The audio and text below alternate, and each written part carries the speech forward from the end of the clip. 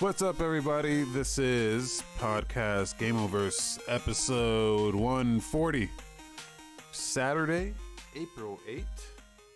I am Wasabi Ice Cream, joined as always by Rick. What's up? Yo, what up, everybody? It's Rick. I'm here, you're here, we're all here. I'm excited to talk about some games I've been playing. I just started playing the Resident Evil Mercenaries mode that just dropped the other day, but I'll talk about that in a little bit. Let's start where we always start, man. Tell the people what you've been playing. No, talk about that. Talk about that RE4. Talk about that first. You first. Really? Why? That's not how we do this. That's not how we do this. Yeah, you're mixing it up. It's okay, spicy. cool. Okay, here we go then. So, Resident Evil 4 Remake just had an update drop the other day for their Mercenaries mode. You guys don't know, Mercenaries was a mode in the original Resident Evil 4.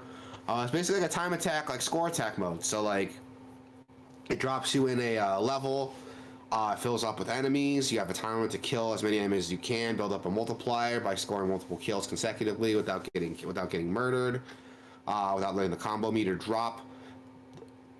End of the run tallies up your points and gives you a rank based on those points. Really simple concept, but what's cool with this game is they could have just copied that wholesale from the original game and we would have called it a day. But they didn't do that. They added a ton of cool features. Now every character, there's a new character in the game. Luis is now playable where he was in the original. And each character that is coming back has some major changes to their mechanics. Every character has like a mayhem mode now. That's like basically an overdrive mode. That after you get enough kills and fill this bar up, it gives you a special boost or effect to your character. Leon gets an upgrade to his damage output, his movement speed, his reload speed, firing speed. Everything just gets upped with him. Hunk gets infinite ammo. Krauser fucking mutates and gets his like sword arm and like... Yeah, he's doing it right now on the Twitch stream right there that we're seeing, where he just like fucks people up, and he's really cool. Luis has a timer where he can set down like explosives, and he can set down. You can only set down an explosive after the first one's gone off, but you can shoot the explosive, set it off early, so that's really cool. And it's basically an instant kill for anyone that steps it that you blow up with it. It's fucking awesome. Like there's so much added to this game. It's fucking incredible. Krauser also has an update to his knifing mechanics, so he's got a system now where if you have his knife out and you're attacking with it, you can basically just fight with the knife and it's like viable because he attacks a lot faster than Leon, does more damage, his knife doesn't break, and he can actually dash around while he has a knife out like he does in the fucking game when you're fighting him. It's fucking incredible. Like there's so much stuff added to this game that it's fucking great, dude. It's so much fun. I played it till like 2 in the morning last night and I was like, holy shit, this is incredible. It's not perfect yet. It's not a one-to-one transition. I would argue it's better than original Mercenaries, but there's some caveats here. There's only 3 maps available right now. It's the village, the castle, and the base, where the original had 4: village, castle, base, and a water world, which was an exclusive level that was not based on any location in the game, whereas every map here is based on a location from the actual campaign. And there was 5 playable characters. You had Leon, Ada, Hunk, Krauser, and Wesker, where in this game Ada and Wesker are currently absent, so it's just Leon, Krauser, and Hunk are the returning characters. Luis is the new character. And they did nerf Hunk's neck break, which is like really shitty because Hunk had a special ability where if you shot someone in the face, instead of like a melee kick, it was like a neck break and it was an instant kill. They nerfed it a little bit because in the original game, it was a really quick animation. It took a little bit longer than a face kick, but it wasn't that long. With this, they linger on the animation a little bit, so you can't just like flash a group of dudes and just neck break. There's some delay between it. But to make up for it, it is still an instant kill, so you can instant kill like really strong enemies with it and rack up those points super easy. Chainsaw Dude's giving you a hard time. Shoot him in the face, snap his neck. He's not a problem anymore. And to make up for it, he does have an instant kill with his with his sidekick. If you shoot someone in the leg and they kneel over, you have like a sidekick or like a stab with your knife that is an instant kill still, so you can rack up points that way pretty easily. All in all, it's a lot of fun, dude. I had so much fucking fun with this mode, and I'm really happy it's here. I can't wait to see if maybe they add extra characters later as DLC or as updates to the game or maps, because this is a fucking great mode that seriously shows off the mechanics of this game very, very well. Resident Evil 4 was always a more action-focused game, and Mercenaries showed that off. And Resident Evil 4 Remake definitely shows off these mechanics a lot better. You're going to be constantly fighting back dudes, parrying weapons that enemies are throwing at you. Constantly this back and forth between keeping a high score and keeping yourself alive.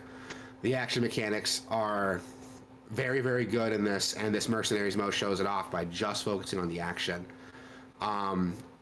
I think Resident Evil 4 Remake's a fantastic game. I don't think that's a surprise here. I talked about last time when I played it. I beat it. I loved it. This Mercenaries mode is just more to love, man. Hey, people should go pick it up. Okay. I heard there's talk about they added some sort of microtransaction stuff. Okay, so there's no microtransaction for Mercenaries mode. Okay. When you play through the game, okay, how can I explain this? When you play through the main campaign, you can take on these challenges for not the side quests. It's like a shooting gallery challenge. And when you play through these shooting galleries, you can build up these like points and stuff to get like not bottle caps, these clips to your attaché case that give you certain abilities. You can also do side quests to get what they call exclusive ticket upgrades. Now, you can get those exclusive ticket upgrades naturally by playing through the game. If you level up your weapon all the way, you unlock the exclusive upgrade to that weapon. It's not a new thing. It was in the original game. For example, the Red 9. If you built up that Red 9, maxed it out, you had an exclusive upgrade that doubled its attack power. That's still here. The difference is that you can do these side quests, you can do these missions, and you can buy the exclusive upgrades using those resources you get from doing these side quests. So you can skip right to that exclusive upgrade. So if you don't want to wait about upgrading everything else first in the Red 9, you can just dump right into that double attack power from the beginning. And it doesn't cost you any money, it costs you an exclusive ticket, right? With the Mercenaries update, they added an option to buy those exclusive tickets like from the PlayStation Store. But it's honestly like not that big a deal. If you want to drop money on it, that's okay. If you want to skip through part of the game and just get right into that. But you can get those exclusive tickets like early on. Like you can do the side quests. It costs a fuck ton of these like resources. You'll be using that as of like getting other things like these medallions to get those like keychains, or you can even get like some treasure with it too, or weapons with it. But if you want to spend those resources on these tickets, you can do that. Or you can just level up the gun naturally and get the exclusive upgrade at the end. It's not that big a deal. Mercenaries doesn't have any sort of microtransactions that I can see. So yeah, that's where that came from. Very weird timing to release that, because people who haven't played the game are like, hey, Mercenaries mode's here and now there's this microtransactions that tie to the Mercenaries mode. It's not. It's a resource that's already in the game. They just added it in later as an option to buy it. Okay. Cool. Yeah. That's all I have to say about that. I'm also still playing Fable 3, which is, I'll be honest, a guilty pleasure game for me, man. Some backstory behind my life, with my wife working in the same business I am. She had to get her insurance license. She's been studying for that insurance in her license exam. So I haven't had a lot of time to actually like play at my computer. I've been taking double duty, taking care of the baby while she studies. And to kind of unwind, I didn't want to play like a really like, aggressive, action-focused, attention-focused, like survival horror action game. So I was kind of playing a more laid-back game with Fable 3, which is a very, very fun, unwind game. It doesn't ask a lot from you. It's pretty easy. You can build up money, resources very easily in the game. It's a very fun, like easy, lean back, I just want to unwind and decompress a little bit game. I've been playing that a lot too, alongside Resident Evil. And I gotta say, didn't like Fable 3 a lot when it first came out compared to Fable 2, but it's a pretty fun, like, low pressure, guilty pleasure game of mine that I've been playing a lot. I'm almost done with it. That gives you an idea, like, how much I've been putting into it. But yeah, that's all I've been playing. Tell me what you've been playing, dude. Play a little Jedi Fallen Order. Yes, how is it? It has a very, very good first impression. I will say that. Yeah. I didn't have enough time to really dig my teeth into it, but I can already tell that it's gonna be great. I don't know why. I don't know what took me so long to finally play it, but I was going through EA. I was like, oh, you know what? I got this EA Play thing. I can just go on there and get 10-hour trials of like the stuff that's on there. But okay, there's a couple caveats to that. One, not every game has the 10-hour trial. So I was gonna go on there and play Dead Space. So I was like, oh, this is perfect for the trial because it's fucking like Dead Space. I bet I can beat this game within the 10-hour window of the trial. No, that's not on there. So Yeah. you can't do that. Excuse me. And then I was gonna try out Wild Hearts, which is on there, which is in the trial. But the problem with that is, which I just found out, is that the trial for that, yes, it's 10 hours, but they only let you play the first chapter, which is like a 2-hour segment, and then they just let you do that over and over again. So fuck that. It's like super misleading. And I don't know if all of their trials are like that, where they only give you a certain portion of the game that you can play for 10 hours. Wild Hearts isn't out yet, right? Like Wild Hearts is out. It's out. Is it? Yeah, it's been out for a while. Shit, They've been patching it. That. They've been patching it because it released. The performance was pretty bad. But I didn't even hear about that. Like, that's crazy to me. Yeah, it's out. So I was gonna go in. I was gonna try that, but then like I heard on Reddit, like, oh no, you don't want to. It's it's super misleading because they only let you play the first like 2 hours, which is the first chapter, and then they don't let you. Oh my progress. god, this game came out in February. I didn't even know that. Jesus Christ. So I The saw Monster Hunter Killer, everybody. Everyone's calling this the Monster Hunter Killer now. I don't know if anyone's saying that. They said it's a little like it's doing its own thing, kind of, but it's worth playing if you are into Monster Hunter. I don't know if everyone's saying that, but I know one dude who said that. So that one dude who said that, fuck you. Anyway. Which, by the way, Monster Hunter is on Game Pass, so just saying. It is on Game Pass. Any hoozle. So how was that 2-hour segment? Oh, you haven't tried that yet. I didn't play it because right? I was just so turned off by that. So I was like, yeah. Then I saw Jedi Fallen Order on there, and it said I owned it, and I was like, I own this.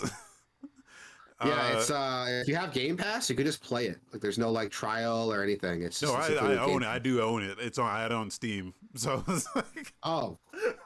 Okay. I was like, oh shit, I own this game, so I should just install this and just play it. And I did. Yeah. And yeah, it's great, man. It's good. What I like about it is it, like, you can clearly tell it like borrows heavily from a bunch of different games. Like, there's a little Uncharted, a little Dark Souls, a little like Tomb Raider. Yeah, I would argue it's closer to like the newer Tomb Raider mixed with like Dark Souls. Yeah, yeah. Like, and even like a little bit of Sekiro, because there is some like parry based mechanics, but the parry it's like super easy to parry in this game, so it's not even it's like it's really not cool. pushing at all. Yeah. I wonder why they even like wanted to do the soul stuff with it, because like I feel like it kind of holds the game back a little bit to do the Souls thing, but it's still a fun game. Like, I like it. I haven't beaten it yet, but I like it. Yeah, I'm definitely gonna put more time into it. That opening like hour is really, really impressive. It's strong. It's a really strong opening hour. Yeah. So I'm hoping that it holds up through the entirety of the game. But I heard good things about, like, with the new one coming out. I'm like, yeah, I should probably play this. Definitely, since I own it, I'm like, oh yeah, let me go. Yeah, that's my logic too. Like, I have it on it's on Game Pass, so I own it on PS4, but it's on PS4, so the performance isn't great. Oh. But It's on Game Pass. So I can play it on my PC. I downloaded it to my Xbox, so I'm probably gonna play it on that because I like. I want to play that in my living room, but no, it's a fun game, and I wish I played it when it came out, but I'm gonna play it now, and hopefully with the new one coming out, hop into that.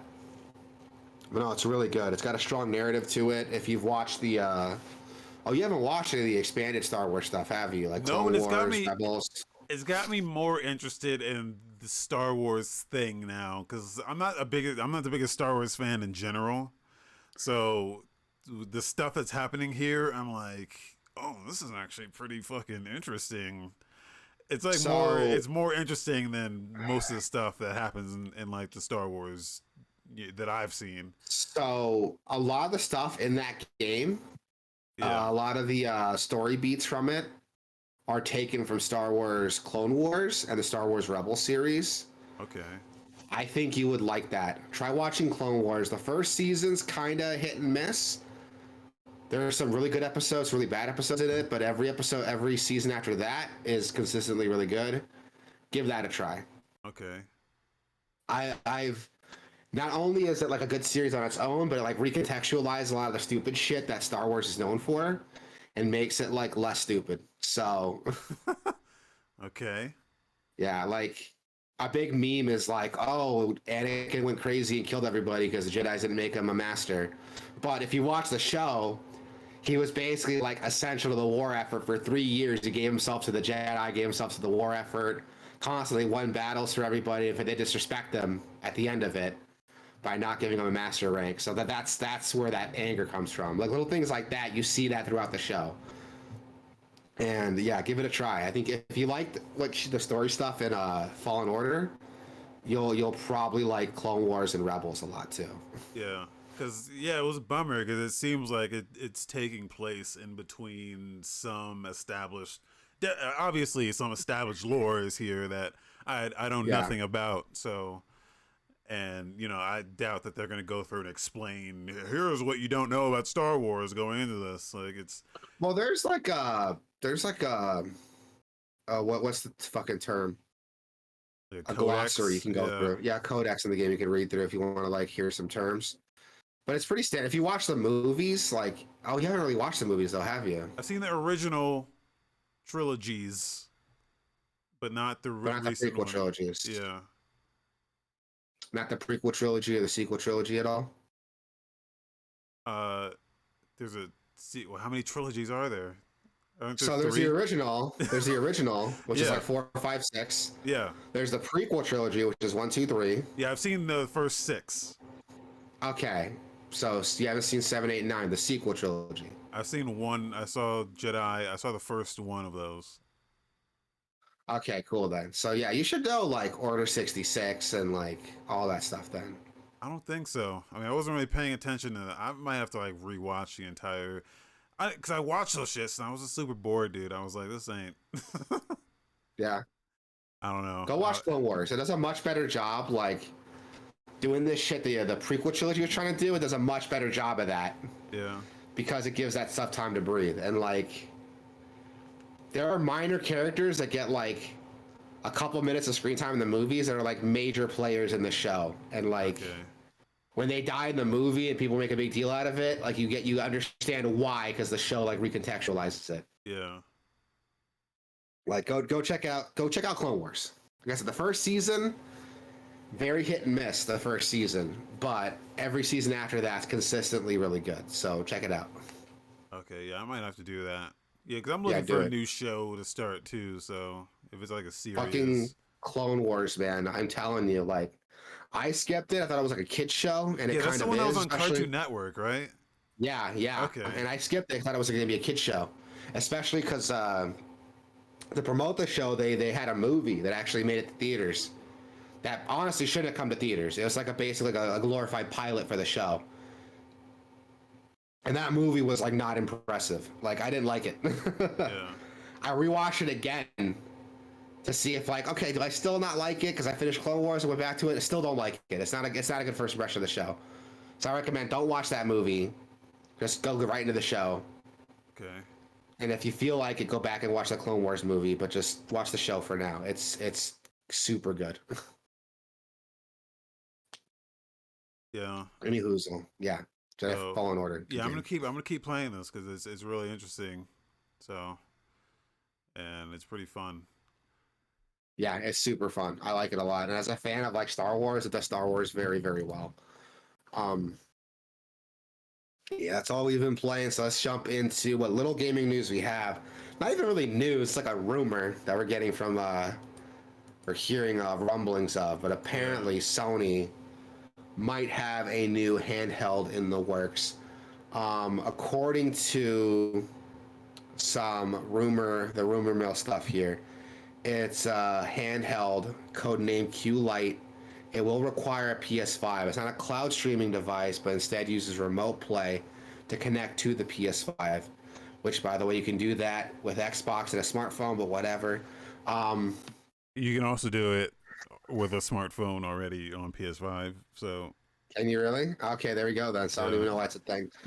Um, And a laptop and a tablet and whatever. see, there we go.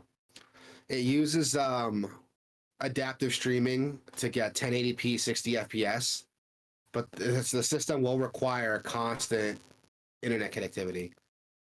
Early prototypes of it show that it's going to look like a PS5 controller with an 8-inch LCD touchscreen in the center of it.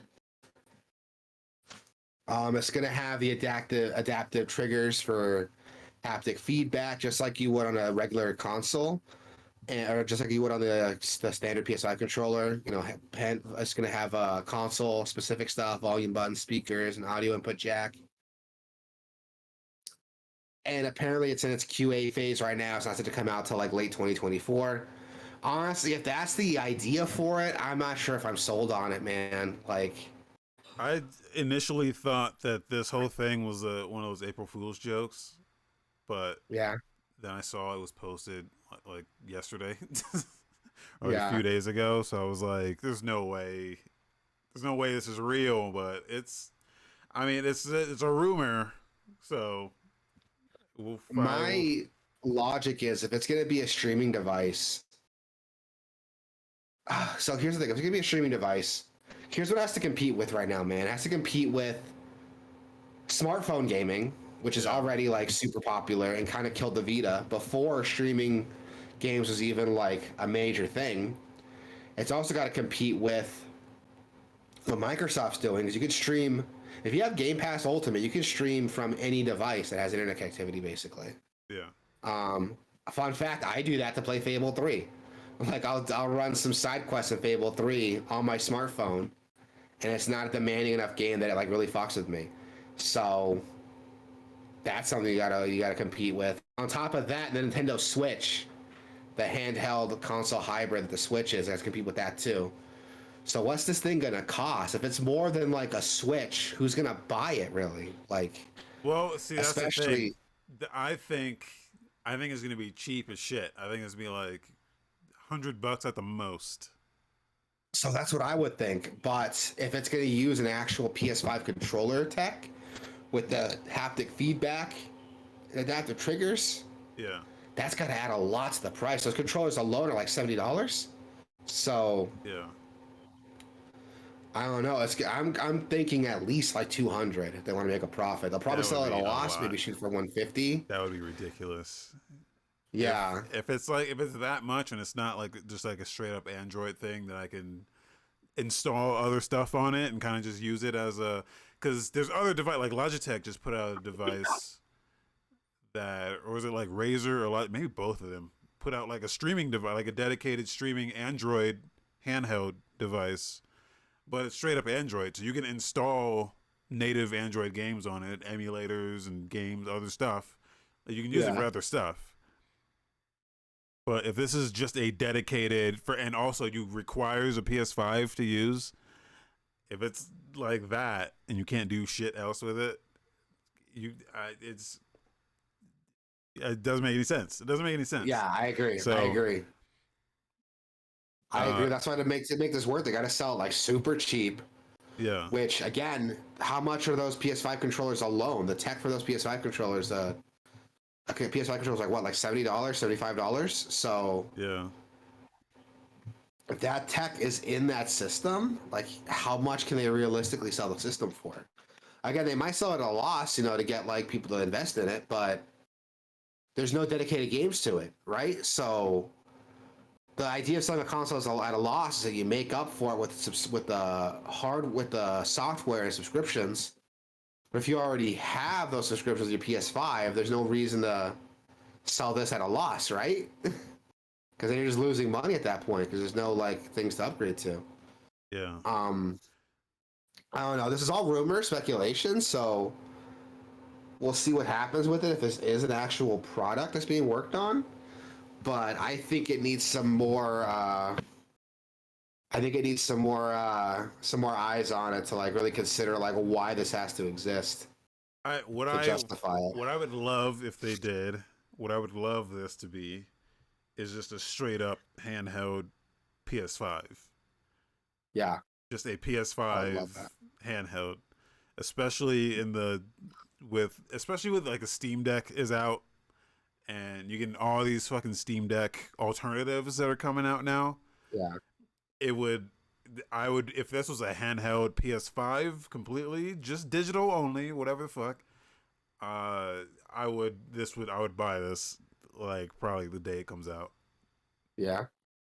Straight up. We'll see. We'll see. I mean, the leaked information on it points that that's absolutely not what this is. Yeah, that's what I'm saying. But they have time, and I feel like they have time, and not like people are gonna react to this. I mean, they're already reacting to this. If they're not paying attention, it would be so brain dead. It would be so tone deaf to release this. I mean, I don't want to be that guy, but like, look at what Sony's been doing ever since they won the last generation. They've gotten super lazy.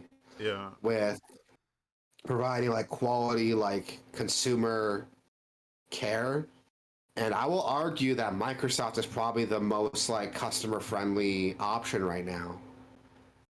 With Sony and Nintendo being very far behind them. So we'll see what happens, man. I mean, they're not like it's not like they're asking for market ground right now. Like, they're the best-selling console on the market at this point. So I don't know what they're gonna do, if they're gonna pay attention to anything or just do their own thing. But we'll see. Fuck, even if the system can just play like some games natively, like you have that PlayStation Plus like subscription. If it lets you download those games to the system so you can play them on the go, that'd be cool too. But yeah, we'll see what happens with it. From what I'm seeing here, this solves a problem that wasn't really a problem, and creates a solution that's like super inconvenient and not very cost effective. But it's already a problem that's like solved by their own remote play. Like they put out this ad recently for their like remote play streaming thing that already you can already do on your tablet and phone and shit. They even have a phone. They have a dedicated phone attachment that's like straight up. You just attach it to your phone. Oh yeah, the backbone. Yeah. Yeah, I've seen that. So I just don't understand why you would need this. Yeah, same. So that's what's weird to me too. I mean, we'll see what happens with it, man, if this is going to come into fruition, but if they release this with the specs and the concept we're seeing here, who's this for, honestly? Nobody. That's who it's for. Yeah. Coming to Game Pass, you got Loop Hero, which is available now. I've wanted to play that game for so long, and I get to try it now. Great game. Yeah, Iron Brigade is available now for cloud and console. Ghostwire Tokyo is going to be available for cloud, console, and PC. Yeah. April 12th. You also have, if you care about that kind of thing, NHL 23 for console, and Minecraft Legends cloud, console, PC, April 18th. I've been hearing very good things about Minecraft Legends. Dude, same. I mean, their other side projects have been pretty dope. Like Minecraft, I heard Minecraft Story Mode was really fun with Telltale. Yeah, that was great. I heard. I did play the Minecraft ARPG. What is it? Dungeons. Yeah, Minecraft Dungeons. That's actually pretty fun. Yeah. By the way, it's got a roguelike mode that's like fucking incredible. Like, it's way better than it has any right to be. Yeah, dude. There's got like a roguelike mode on it that you have to play the main campaign until you get to like a certain point in the campaign. You're gonna run through this like randomly generated dungeon, and it randomly gives you like equipment, so you could try out like equipment there. It randomly assigns you stuff, and if you make it to the end, it gives you resources to spend on the actual campaign. It's pretty dope. Okay. Yeah, is it great? I mean, if you're like, I'll be honest, if you're like a diehard RPG fan, you played a lot of this stuff before probably, but Minecraft does it in a way that's very easily accessible that even like ARPG veterans might not get a lot out of the campaign, but the roguelike mode is pretty fun. And it's great for like someone who wants to get into ARPGs. Like that's a great way to do it. Yeah. So if you never played like a Diablo like before, like this Minecraft Dungeons is a good way to do it. But yeah, dude, anything Minecraft wants to do, I'm here for it, man. They got some cool shit coming to the pipeline. They have a cool track record of some of the cool shit they've done already. So we'll see what happens with the Legends, but I've heard good things about it too. No quickies because like nothing's fucking happened this week. So we went to trailers and videos. Hammerwatch 2 got an announcement trailer. I've never heard of this. What's Hammerwatch? Oh man, Hammerwatch. So it's a gauntlet like, Oh shit. which if you're into like Diablo, I think Gauntlet has a lot to. It's probably the original Diablo, I would say. Yeah. So there's Yeah, more arcadey, but yeah. yeah, there's a soft spot in my heart for some Gauntlet, which I played a lot of Gauntlet Legends on like N64 and in the arcades. Oh Remember yeah. the big ass fucking 4-player arcade Oh yeah, cabinets? dude. I played the Dark Legacy port when that came out to like Oh yeah. Xbox and PlayStation 2. Like I played that a lot. So this is a gauntlet basically. The first I played a lot of the first Hammerwatch, which Yeah? was basically yeah, it was like it was gauntlet basically, dungeon crawling with co-op, and it was great. And this is more of that. So it's one of my favorites of that too, and it's really cool. It's It really cool. looks good. Like it looks like it'll be a fun like Gauntlet clone, which Yeah, I'm okay with. they also have a roguelike version of this game called Heroes of Hammerwatch. That Oh one yeah? I've not played a lot of that one because it's less gauntlet, more roguey. But this is what I want. This is straight up gauntlet shit, man. And I love it. And you got your classes, the wizard, the rogue, the thief, uh, the warrior. So That's really cool. I gotta check it out now. yeah, and it's fully co-op. You should get the original. It's probably very cheap right now. But we should play through Yeah. this, man. I never finished the original, but because it's long and it's difficult. Yeah? There's like a lot of traps and shit, like straight up Gauntlet, man. You'll just run into a trap and you're like, fuck, and then you die, and then you I'm gotta, okay with that. yeah, I like those Gauntlet style games, especially the ones that have like a twist on it. Like Magica is another fun one that's like super yeah, cool. yeah, Yeah, because the chaos that can come from like mixing magic and stuff. But this looks cool. I'm gonna check it out. It's Hammerwatch. Hey, here you go. Heroes of Hammerwatch is showing up on Steam when I type it in. yeah. Where's the first Hammerwatch? Is the first Hammerwatch on Steam? Here it is. It is. Yeah, $10. Okay. Oh, August 2013, this first game came out. It's like a almost 10-year-old game. Yeah. I think All this. right. I think the sequel, the second one here, I think is more open worldy. So there's like towns, and like the first game is just straight up dungeon. You're just in a dungeon. Okay, that's cool. It looks like it has I towns like and that. shit. Yeah. I like that. All right.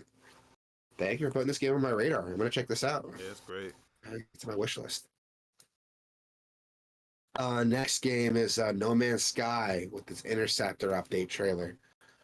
Yeah. No Man's Sky, every time they release a new update, we just talk about, oh, it's come such a long way. But this is like, This might be the this looks one. insane. This might be Yeah, the this one that doesn't get look like, every time they yeah, put out an update. I'm like, I just want some shit to shoot. I just want to kill some shit, and they added an entirely new enemy type, and it looks good. It looks good. It looks like they gave you shit to shoot. There's I'm not like seeing any shooting in here. Oh, here it is. Hold on. no, Wait, yeah, I'm not no. seeing any shooting. Oh, there There's it is. shooting. There it There's is. shooting. Oh, here it is. Okay. Yeah. There's space shooting and there's ground shooting, which Ooh, yeah, I'm here for.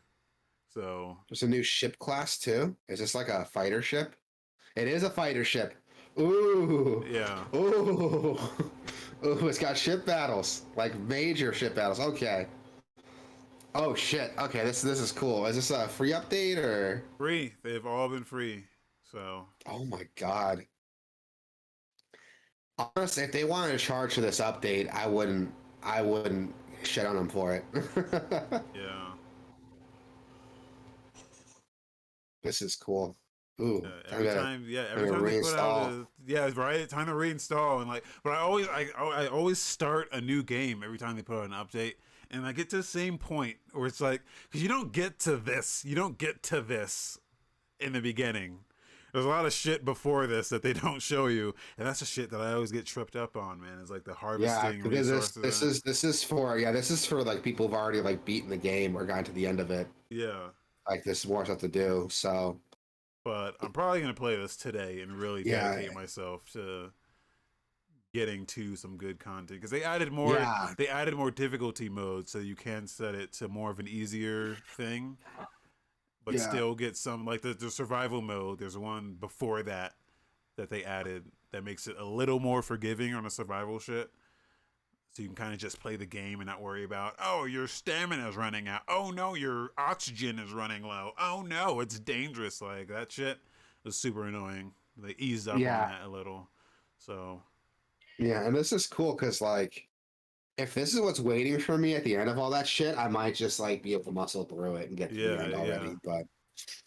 But we'll see. Like this is cool, man. No Man's Sky is a game that keeps on giving. Every time they have a new update, we talk about how cool it is, and I want to get into it now. yeah, Um, this one's really funny. Axolotl.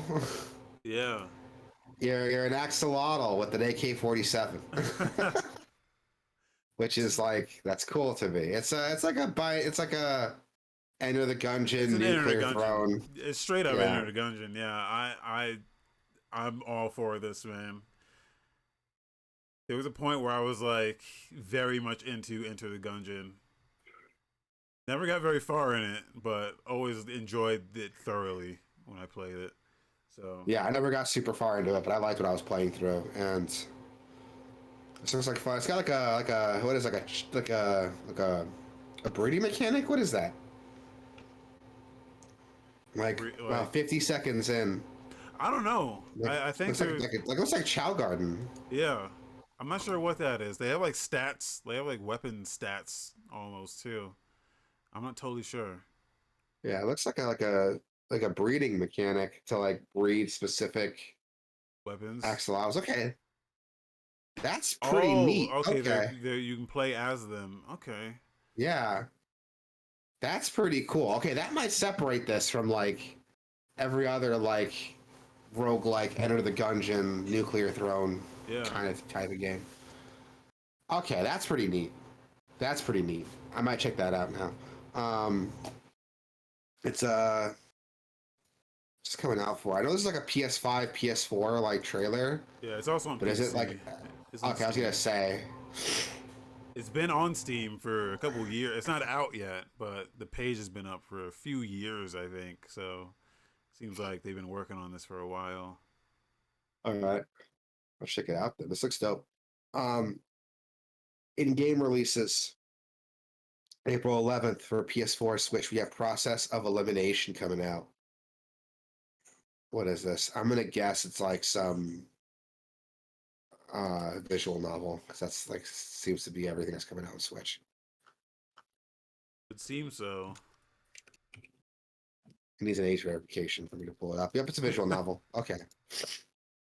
It looks like the game. There's some sort of game here. Oh, I saw the first like It's a 5 screenshots. Oh, less excited now. board game puzzle. There are tags on here. Kind of detective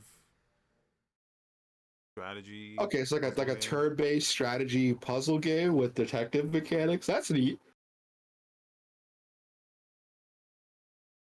Okay, that's pretty neat. I'm still not gonna play it, but it's a cool little twist there.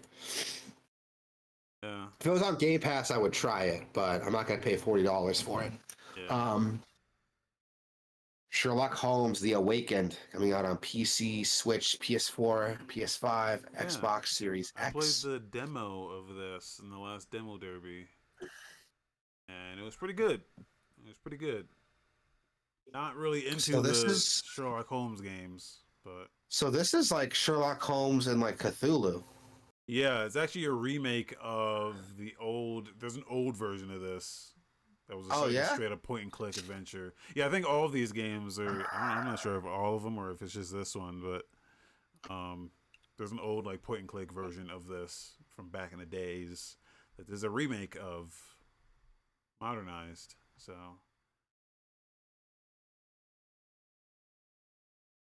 yeah, I never got into these Sherlock Holmes games, but they seem like interesting detective games. So if you're into sleuthing it out, you can do that. Oh yeah, this game came out. The original came out in 2007. That is crazy. Okay, interesting. I think Sherlock Holmes and Cthulhu would be a pretty cool like combination to see. I don't know if I play a game out of it, but I might watch like a movie, or read a book or Yeah. something. Tron Identity, PC and Switch. What the hell is this? I never heard of this. Is it a Tron game?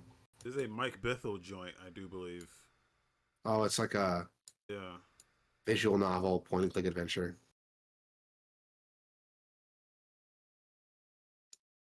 I didn't know Tron was like still an IP that like Disney cared about enough to like continue with. Yeah. Well, there's like a new Right? Tron series coming out pretty soon, isn't there? Or am I Is making there? that up?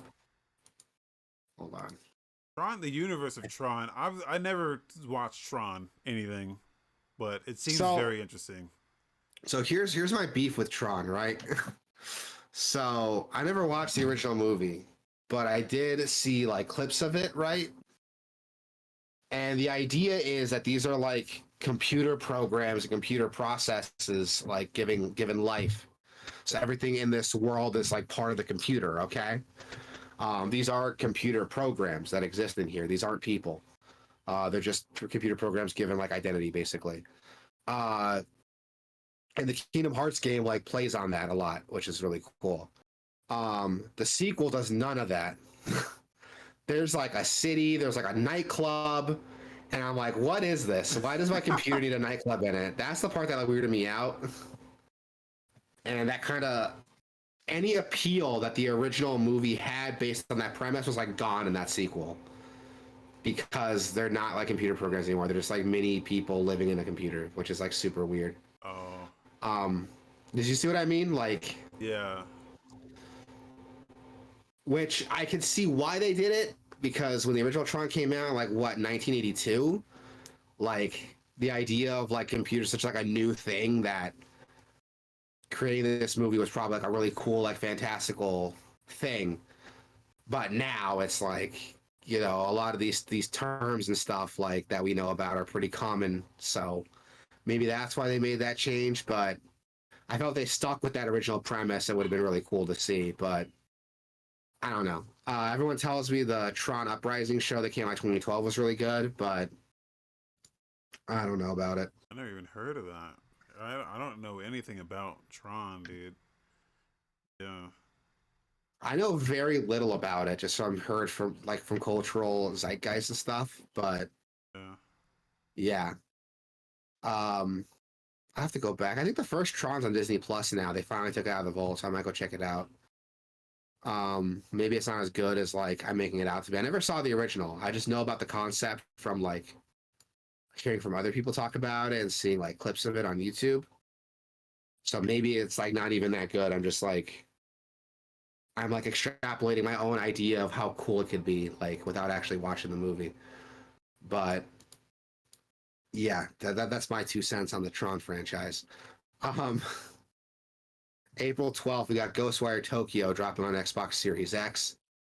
I'm gonna try that. I wanted to try Ghostwire Tokyo for a while, and when it was PlayStation exclusive, I didn't want to play it. because they want to drop $60 on it quite yet for a game that seemed kind of weird to me. But if it's gonna be on Game Pass, fuck yeah, I'm gonna try it out. Yeah, this has been. I might even own this game. I think I got this from a Humble Bundle recently. And Probably. never like redeemed it. But yeah, if it's on Game Pass, I have been wanting to play this, even though I heard it was not great. Still, it just still looks cool. So It does look cool. Everyone tells me it's like super short and it's not like that big of a world, but I prefer like a smaller handcrafted world than like a huge world with like nothing to do in between, like yeah, walking from mission to mission. Like I like Fallout and stuff, but the appeal of Fallout is like, here's what people fuck up with like Fallout and Elder Scrolls types of games, right? People think, oh, big map, that's all we need. No, you gotta fill shit to do with it because Yeah. half the fun is going from one place to the other, but also discovering stuff in between that, right? yeah. A lot of people don't do that. That A was lot my of these point. big games, yeah. That was my point about when people were like, "Oh, Pokemon Breath of the Wild." Like that was my whole point. Was that it's not enough to just have an open world Pokemon. There's got to be the whole thing about Breath of the Wild is that it had all this emergent gameplay while you were walking from point A to point B. There was a ton of shit that could happen randomly that would change how you experienced that Right. like it wasn't about the destination, it was about the journey, and that's what made it Exactly. interesting. And Exactly. And a lot of these, when games go open world, they have this idea, just make a big world, and that's it. That's not how it works. Like yeah, Final Fantasy 15, I shit on that game for that reason. It's a huge world, that game is garbage. but a big part, the open world is garbage. Because a big Yeah. part of it is just like driving, having your car drive itself Yeah, from one mission to the next, which is cool. Like you get this cool scenery and stuff, but you know, Yeah. that's boring as fuck. Like sitting there waiting for it to happen. I refused to drive in that game. I ran everywhere to the point where at the end of the game, because if you walk, you can like there's a bunch of items on the ground that you can just pick up for free. To the point where at the end of that game, I had 99 of like every item. It was a problem. Yeah, the Like, I game's never like died. Yeah, yeah, the open world part of that game was not handled well. That's what I mean. Like, I don't want to play a big game if it's just like an empty space between quests. in its defense That's though, what- there was some interesting stuff off the path that you could just run into, like a lot of like caves and stuff that you could walk in and there'd be interesting stuff in them. Or But those are pretty far between, and the game didn't Yeah. encourage that. The game Yeah, encouraged you to like. And here's okay. So, little rant. A lot of the cool stuff that game does is discouraged by the actual fucking game. So, yeah, like, yeah, another example is if you camp out, right?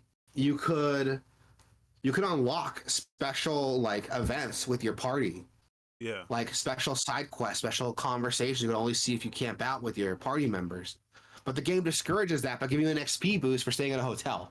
So a lot of people didn't even get to see that. yeah. Like I saw it because like I didn't care enough to like min max my shit out by like staying at hotels. So I just stayed at like camp spots because I didn't care enough to get that XP boost. And the Yeah. game was a lot more fun when you stop min maxing it. Yeah, it's similar like what you like said about like the Elder Scrolls or Fallout. It's the same thing where they give you like fast travel, so you just want to fast travel everywhere.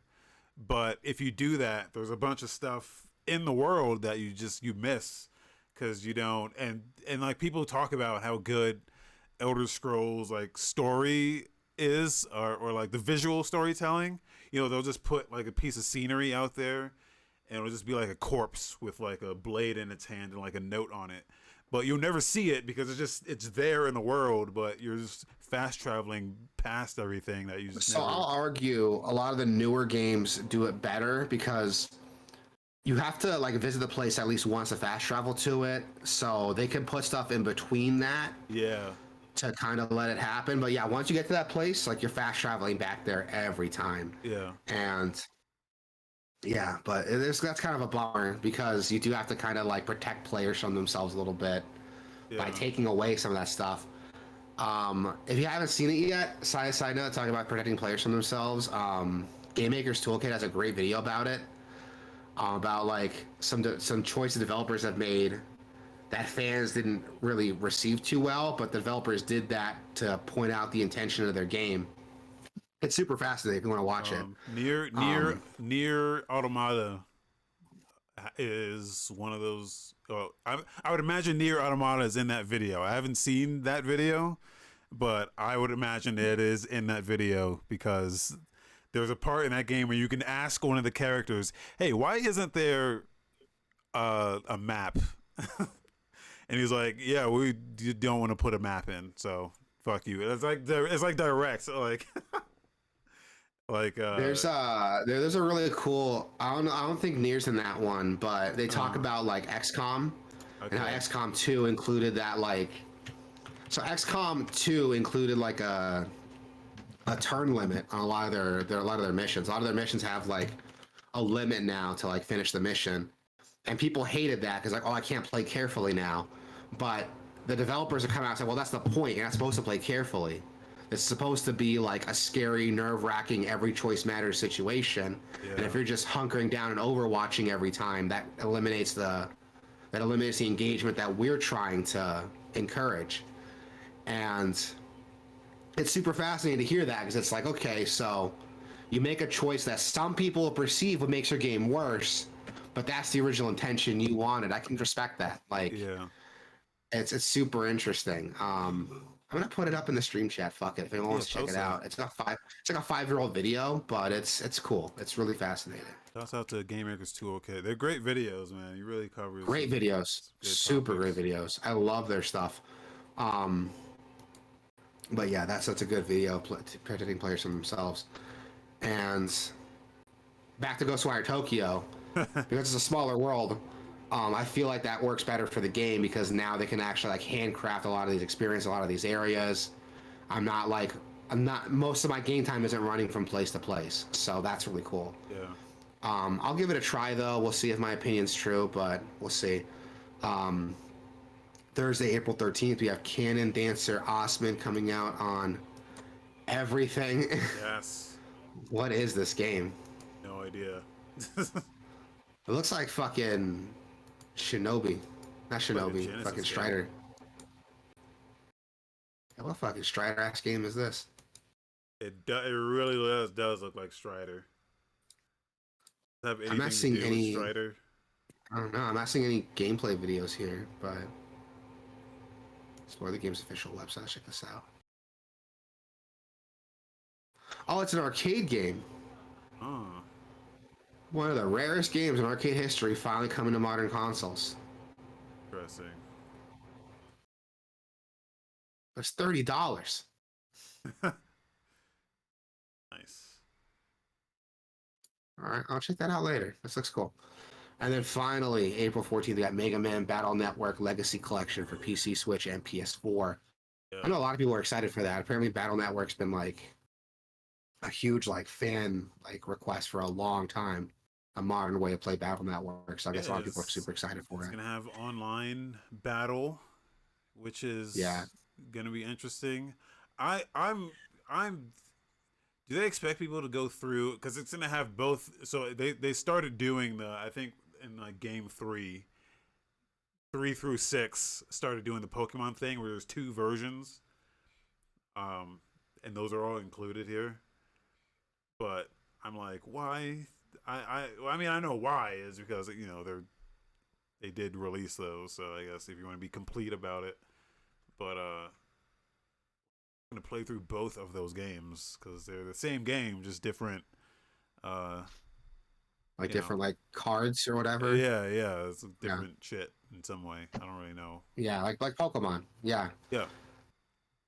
So I don't know how they're gonna do that. It looks like from the list of included games, it's got like Battle Network 2, then 3 Blue, 3 White, 4 Red Sun, 4 Blue Moon, 5 Team Proto Man, 5 Team Colonel, and 6 Psy Beast Grazer and 6 Psy Beast Falzar. So it looks like they are going to include both versions of it. Yeah. So I guess you could like play through both of them. They should just release like one. I don't know how feasible it is. They should just release like one version of it that's like, hey, here's like all the content from both parts available in like one playthrough. I mean, I don't expect that, but that would have been like really going above and beyond with this. But, Yeah. When you're already charging $60 for it, you might as well just like add some extra shit. Well, I've been told though they added a bunch of shit to it. Like there's some like Japanese exclusive like abilities. I guess you could only get in Japan if you have like a physical. I guess there's like some physical promotion you had to like get these like power ups, and I guess it's available like in the game now. Um, but yeah, there's like a lot of stuff in here that I don't know. I've never played these games before, so I'm using wrong terminology here, but there was some effort made into this, like modernize it and like create a package experience without requiring any outside hardware or outside promotional material. played a lot of that first one. And I haven't played any of them. People told me they're good, but I never played them. I can't imagine playing all of them. Like it would be so samey. I don't know, but yeah, they're pretty good. But it's like the Neptunia games. Let me just play one, and you've gotten your experience. Yeah. There you go. All right, and that's gonna do it for the show, everybody. Thank you, everybody, for coming in, saying hi, and thank you, Joker. Even though your opinion's wrong about Starry, I appreciate you coming in and talking with us. But yeah, man, I'm excited to see like some of the stuff come out. I'm gonna play some Ghostwire Tokyo once that drops. Yeah. But yeah, man, tell people what you've been playing, or tell the people they can find us. You can go to Gameoverse.com, Gameoverse.com/Twitch, Gameoverse.com/YouTube, Gameoverse.com/Discord, and you can jump in there. You can give us money at Gameoverse.com/tip. I think that's the link. I set up a coffee. I don't know if I told anybody that, but I like stealth change the thing. I set up a coffee. This coffee doesn't. You can just do. You can. It's easier. You can do subscriptions in coffee. Anyway, we did that. I did that, so you can do that. You can give us money through Discord too. That's another thing I did. Yeah. I didn't tell anyone. I think I did tell you guys, but I'm gonna tell you again that you can do that and give us money. Yeah, buddy, come in and say hi. Even don't give us money. Just come in and say hi. No, talk give with us us. money. I'm fucking around. I prefer money, but if you want to give us your time, I'll accept that. But no, thank everybody for coming in, saying hi. We'll do same time next week, same time next channel. In the meantime, everybody stay safe, be excellent to each other, and have a good one.